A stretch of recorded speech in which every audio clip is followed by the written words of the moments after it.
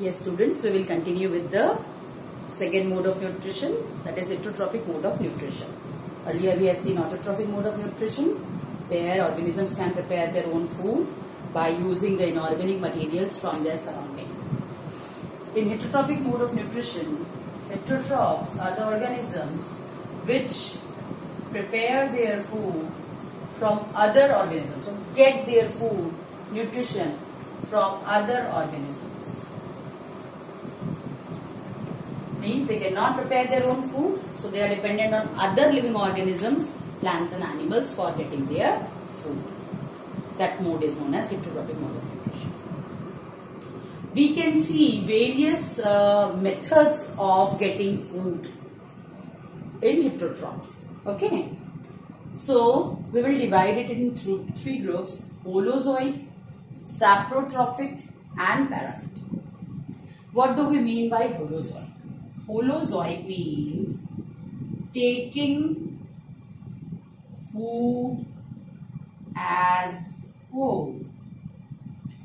Taking food as whole means they are going to take the food inside their body and the digestion will take place inside the body. So, digestion of food takes place inside the body.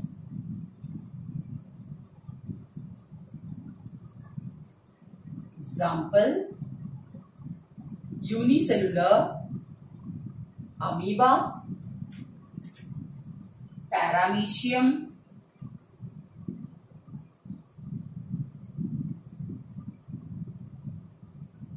human, all other animals. Most of the animals, they take the food inside their body and then they digest it inside and utilize it and throw out the waste. That is a common method which is utilized by these animals. That is known as holozoic mode of nutrition. What is saprotrophic? Sapro means dead. Trophy is, we all know, nutrition.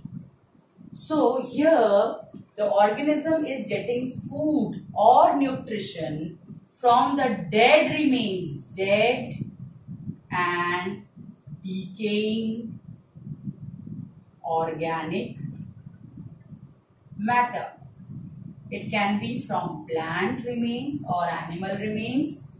They are utilizing this remains from for their development of their body, for their growth, for their nutrition. That method is known as saprotrophic. Okay. Examples will be fungi. Okay. Some bacteria are there. Fungi is there. Then mushroom, yeast. There are types of fungi. Yeast, mushroom. How do they get basically the food? They basically digest the food outside. Okay, they pour the digestive juices outside on the food and then they suck. Okay, so digestion is done outside the body. You take any example of fungi. The digestion will be done outside the body. Okay, it can be fungi, yeast, mushroom, it can be rhizopus, bread mold. Okay, so here digestion takes place outside the body and then they suck the nutrients after extracellular digestion. Fine. Another mode is where organisms are not able to prepare their food and even digest. They don't have special well-developed organs in their body to digest the complex food and convert it into simple form. They can only take the food which is already in simplest form and somebody else has already digested. So they are dependent on digested food. Okay, so they are known as parasites. they will get the nourishment without harming or without killing.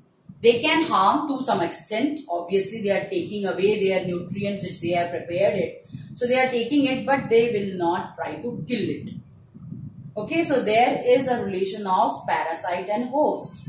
Parasites are organisms which draw the nourishment and nutrition from the host. Okay, so they can be present inside the body or outside the body. External parasites or internal parasites.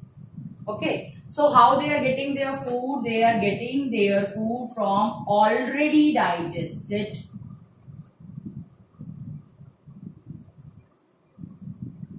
by the organism. Where do we keep all this already digested food? Yes, blood. So they can be blood parasites as well. Those who suck blood. Example, leech. Then ticks are there, mites are there.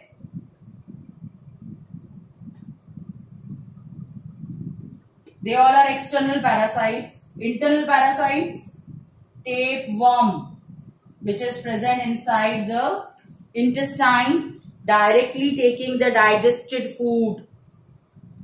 Okay, in plants, these are examples of animals in plants. Cuscuta, that is also known as amarbe. This is plant parasite, a total parasite.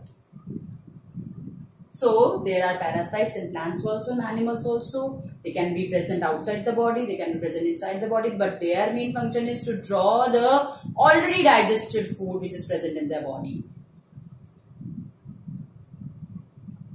Fine.